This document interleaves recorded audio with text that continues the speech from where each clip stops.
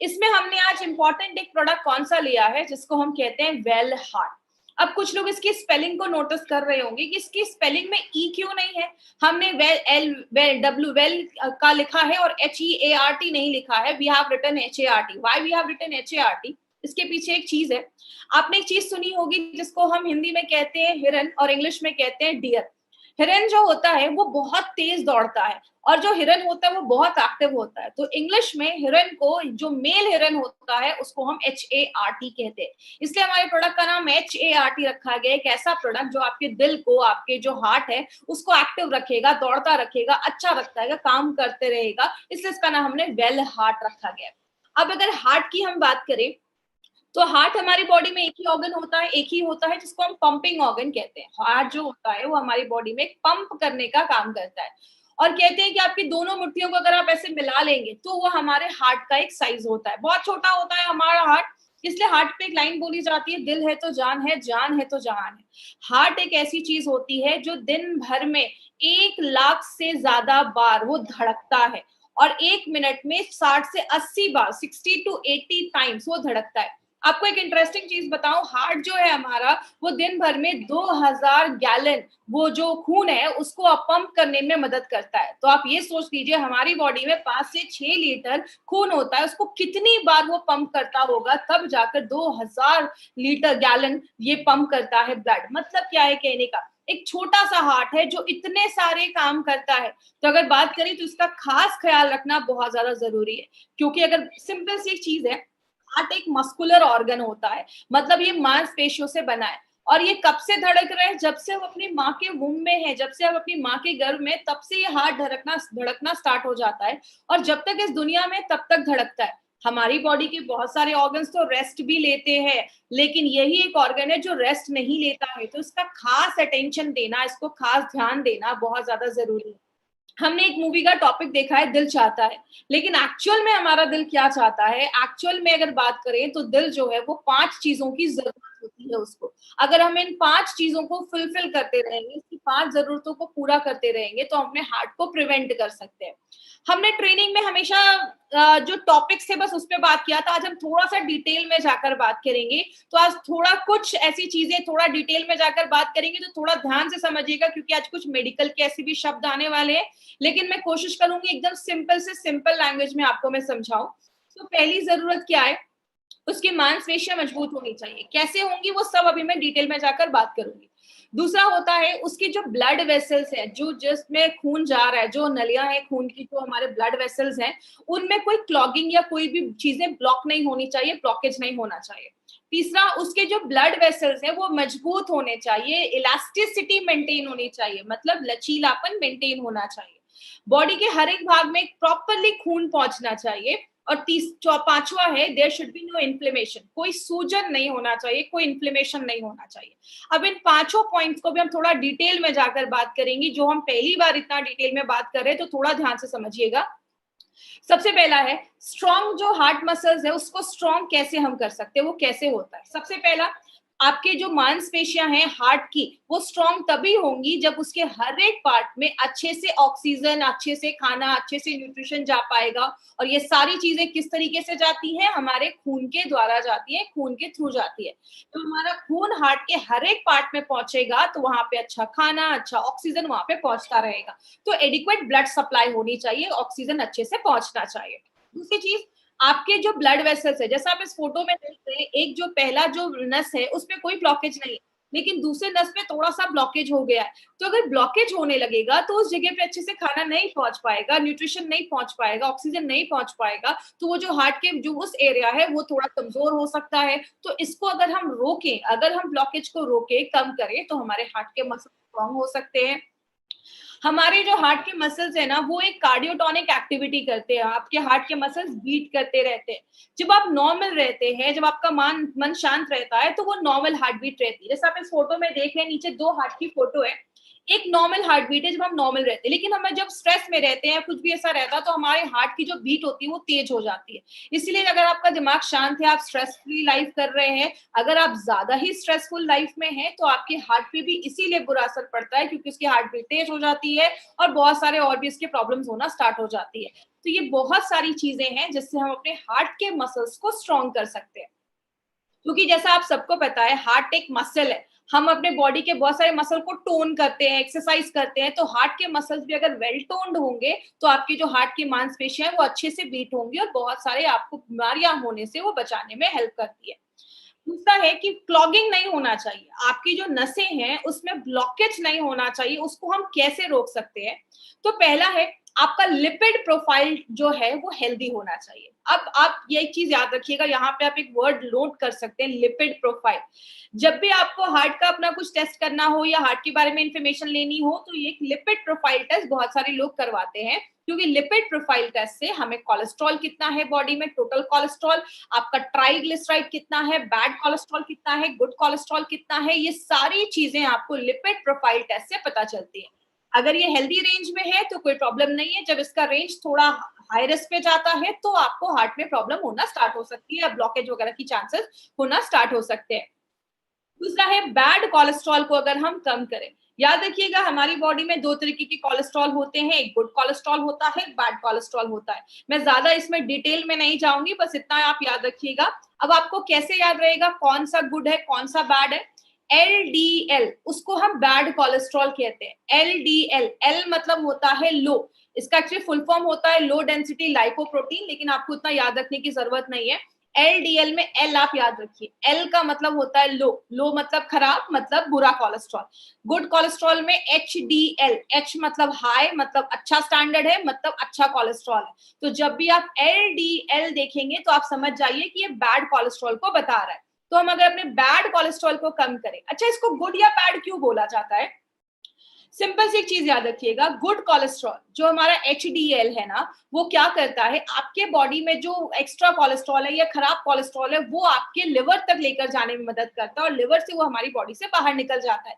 तो वो आपकी बॉडी के लिए एक अच्छा काम कर रहा है, जो खराब चीज है उसको लिवर तक लेकर जा रहा है और आपकी बॉडी को हार्ट अटैक जैसी प्रॉब्लम से बचा रहा है, इसलिए उसको गुड कोलेस्ट्रॉल बोलते हैं।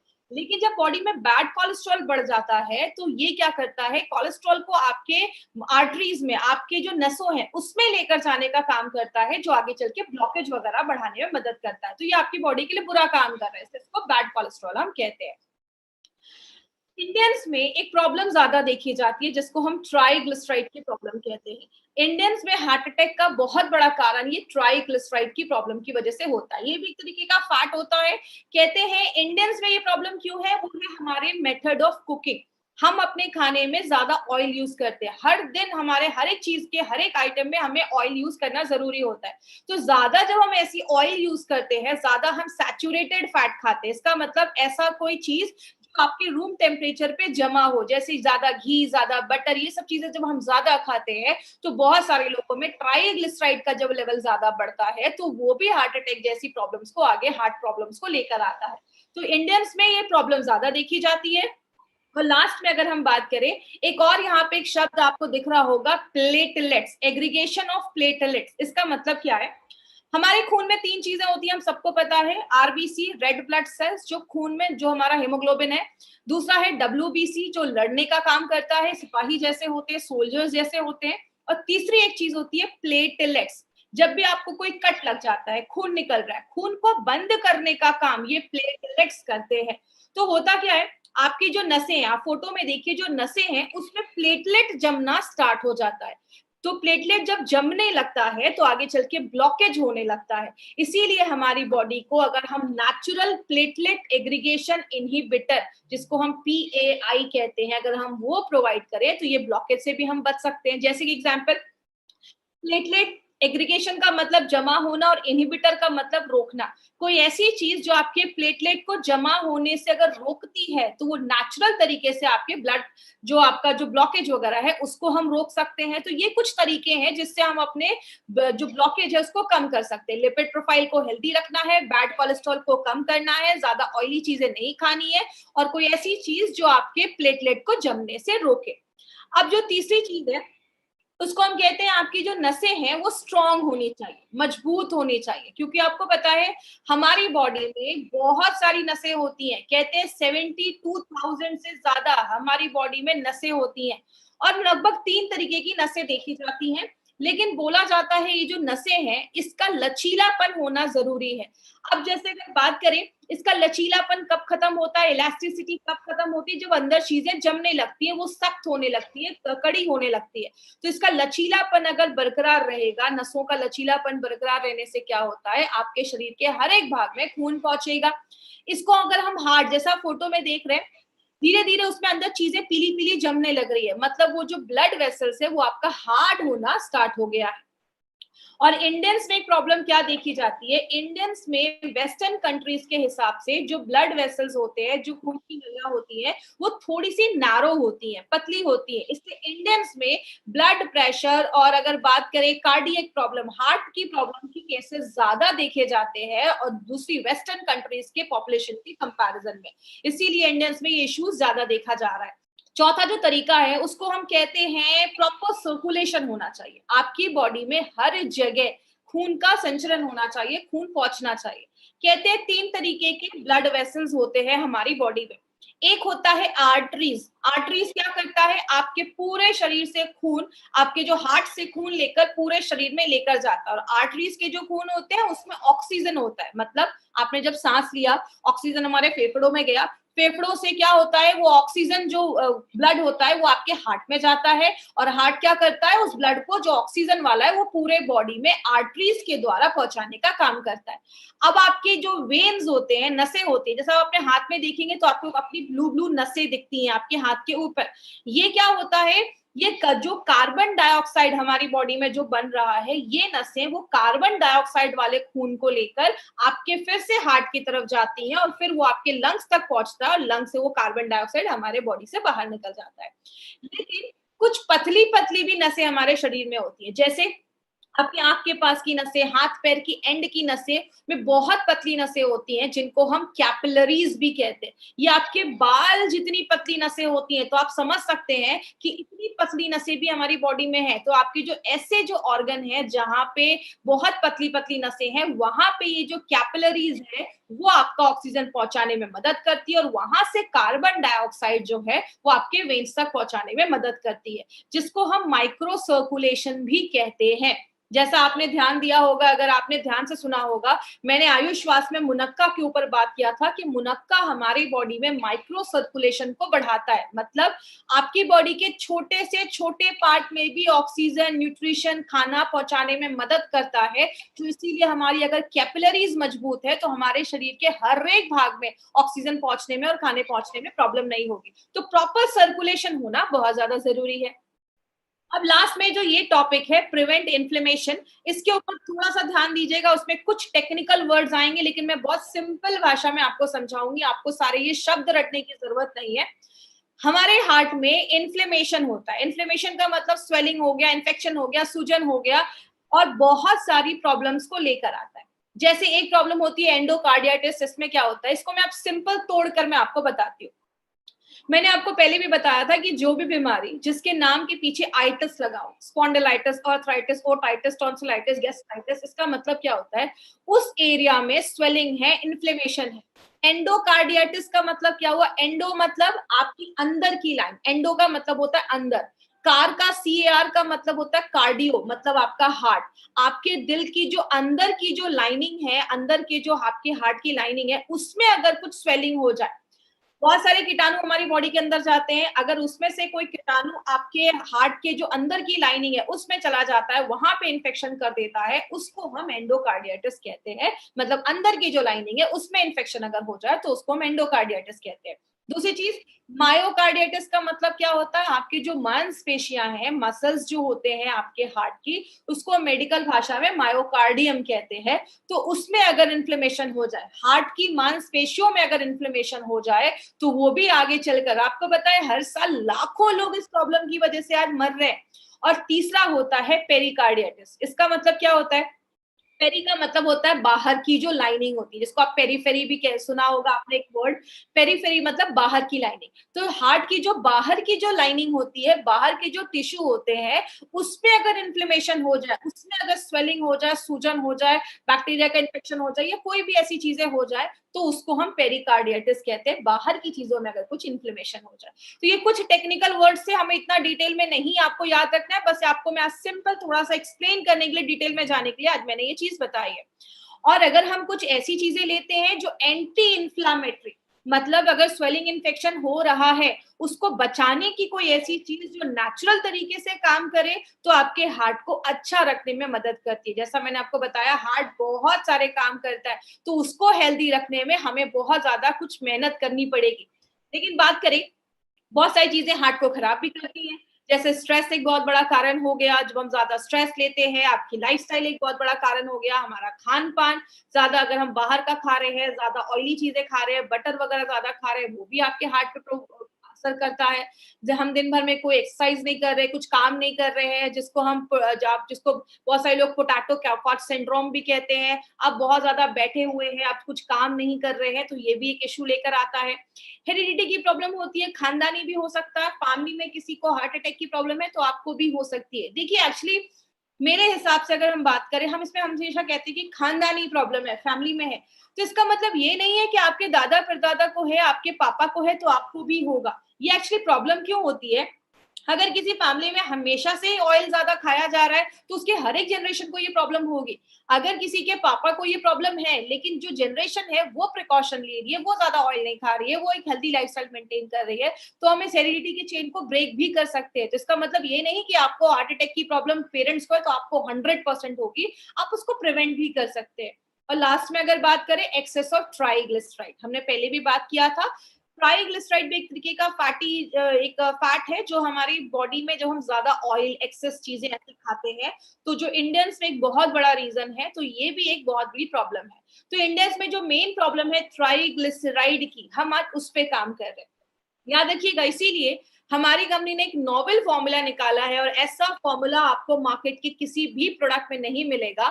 और उस फॉर्मूले को बताने से पहले एक चीज मैं आपको बताऊं, हम कैसे पता करेंगे कि हमारा जो हार्ट है वो हेल्दी नहीं है। तो कुछ सिम्टम्स आपको मैं स्क्रीन पे दिखा रही हूँ। पहला सिम्टम है शॉर्टनेस ऑफ ब्रेथ, आपको बहुत ज्यादा आपको सांस लेने में प्रॉब्लम देखी जाएगी, आपको चेस्ट पेन होना स्टार्ट हो सकता है, सीने में कभी कभी दर्द स्टार्ट हो सकता है, नोजिया या वॉमिटिंग जैसी प्रॉब्लम हो सकती है, कभी कभी बहुत ज्यादा आपको नोजिया या जी मचलना जिसको हम हिंदी में कहते हैं, या उल्टी जैसी प्रॉब्लम हो रही है, डिजीनेस हो सकता है, कभी कभी चक्कर आ सकता है।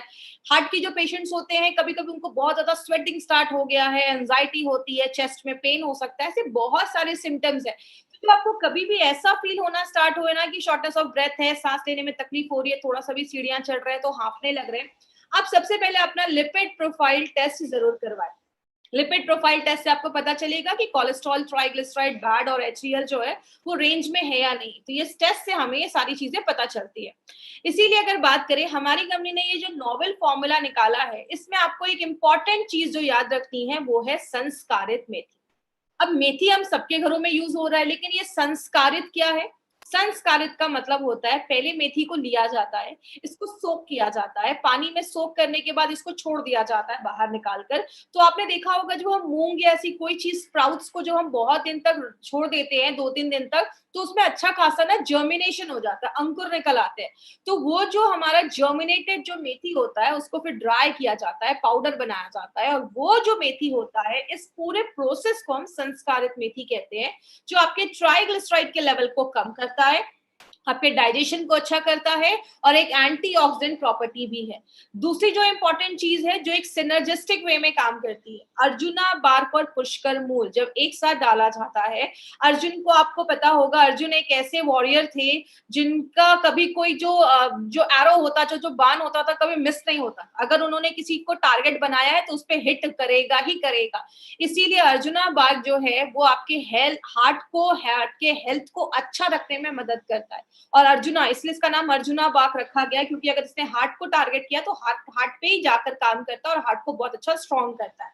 तो अर्जुना बाग के साथ जब हम पुष्कर मूल डालते हैं, तो आपके मसल्स को स्ट्रॉन्ग करता है, उसको टोन करता है, और आपके जो मांसपेशियां वो अच्छे से धड़कती हैं।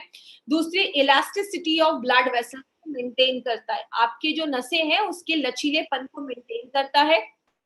पीएआई एक्टिविटी का मतलब प्लेटलेट एग्रीगेशन इनहिबिटर, प्लेटलेट के जमने से जो ब्लॉकेज हो रहा था उसको भी रोकने में मदद करता है। याद रखिएगा माय फ्रेंड, मार्केट में ऐसी बहुत सारी मेडिसिन जो दी जाती है उसके साइड इफेक्ट्स देखे जाते हैं, और कोलेस्ट्रॉल को कम करने में भी मदद करता है। और लास्ट में हमने 3 जो जड़ी बूटियां इसमें डाली हैं जिसको हम कहते हैं मुनक्का, सतावरी और गुड़ुचि, ये जो 3 चीजें हैं वो क्या करती हैं, बायो एबिलिटी का काम करती है। मतलब और जो हमने जड़ी बूटियां डाली हैं उसके जो एब्जॉर्प्शन की कैपेसिटी है या बायो एबिलिटी है उसको बढ़ाने में मदद करती है। आयुर्वेदिक टर्म्स में योग वाही जैसा वर्क करती है।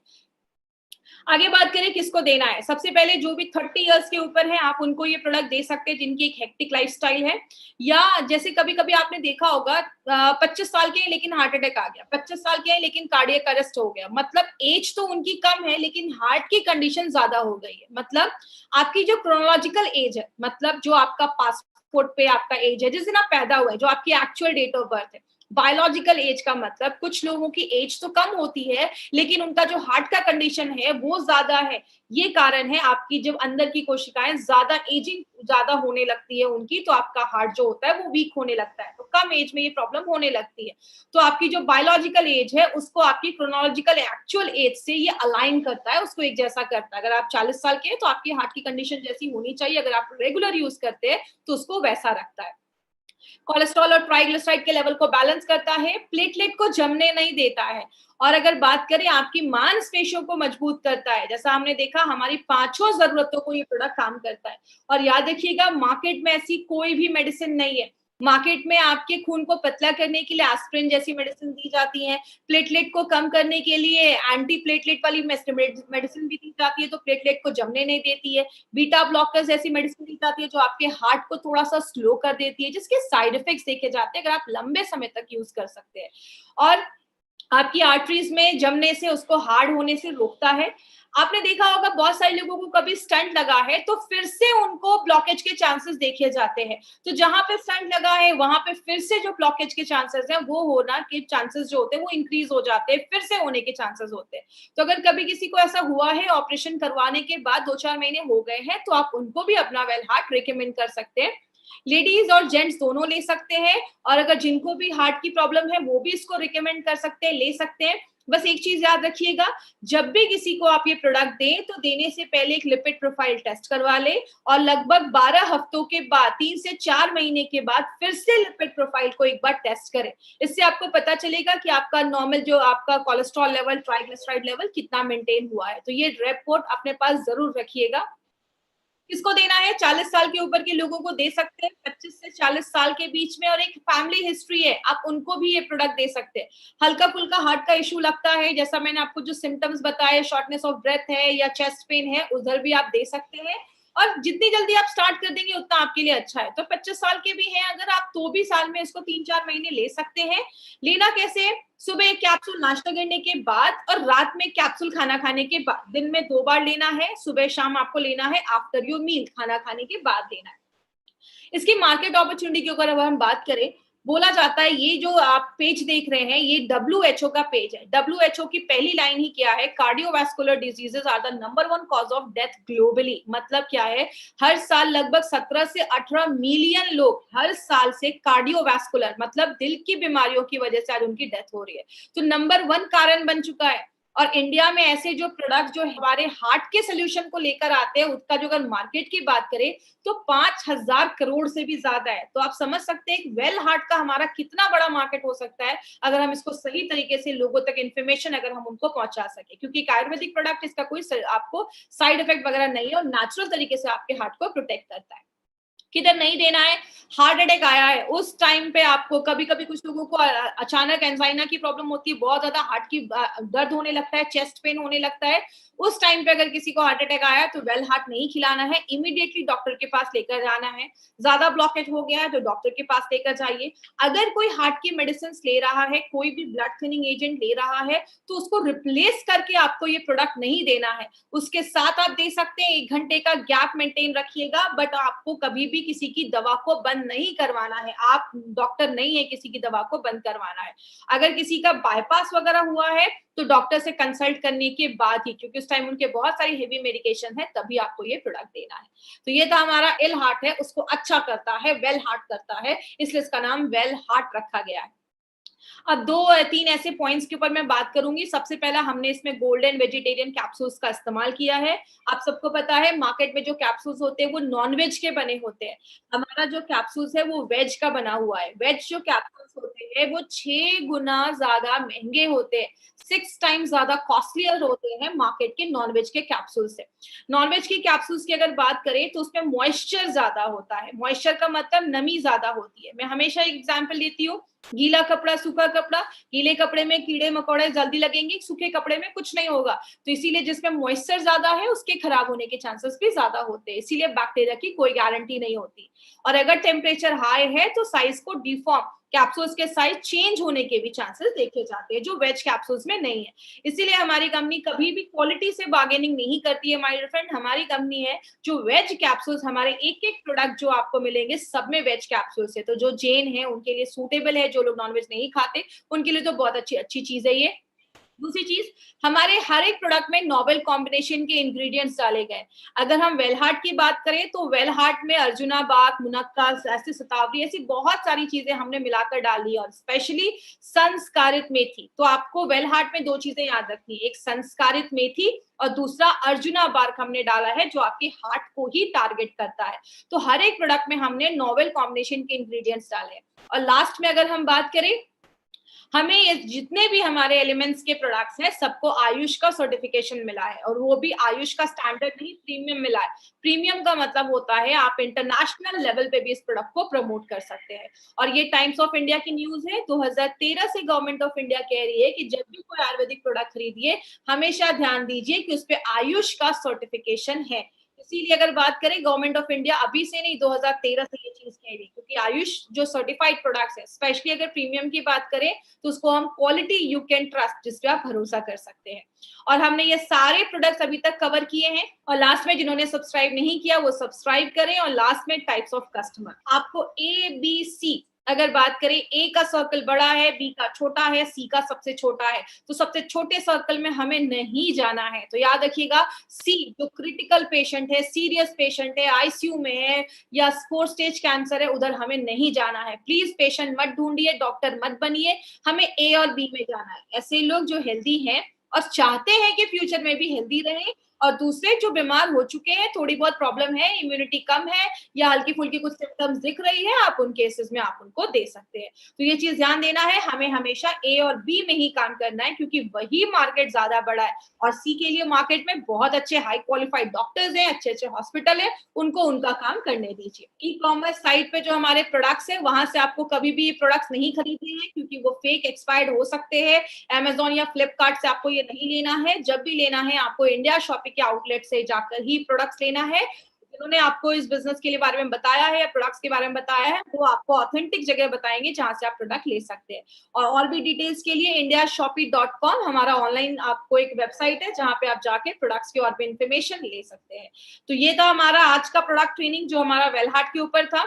अब हम कुछ क्वेश्चन आंसर सेशन करेंगे। तो अगर किसी को वेल हार्ट से रिलेटेड कुछ क्वेश्चन है तो वो चैट के थ्रू मुझसे पूछ सकते हैं। 5 मिनट का आज क्वेश्चन आंसर सेशन होगा, तो प्लीज ध्यान से जो इंपॉर्टेंट क्वेश्चन है वही पूछिएगा। बिल्कुल दे सकते हैं। ब्लड प्रेशर के पेशेंट्स को भी आप रिकमेंड कर सकते हैं, इसका कोई साइड इफेक्ट नहीं है, लेकिन उनके आप मेडिसिन को प्लीज बंद मत करवाइएगा। और डोजेस की बात करूं तो डोजेस मैंने अभी बताया, सुबह शाम आपको लेना है। स्पिरुलिना के साथ भी दे सकते हैं, ऐसा कुछ इशू नहीं है, एक हेल्थ सप्लीमेंट है तो उसमें आप दे सकते हैं। वेल हार्ट डायबिटीज में बिल्कुल दे सकते हैं, कोई ऐसा इशू नहीं है, आप डायबिटीज में भी दे सकते हैं। मैंने आपको पहले भी बताया है कि एलिमेंट्स वेलनेस का कोई भी 3 से 4 प्रोडक्ट आप एक साथ ले सकते हैं, कोई ऐसा इशू नहीं है, बट थोड़ा सा उसमें गैप रखिएगा, 10-15 मिनट का गैप रखिए।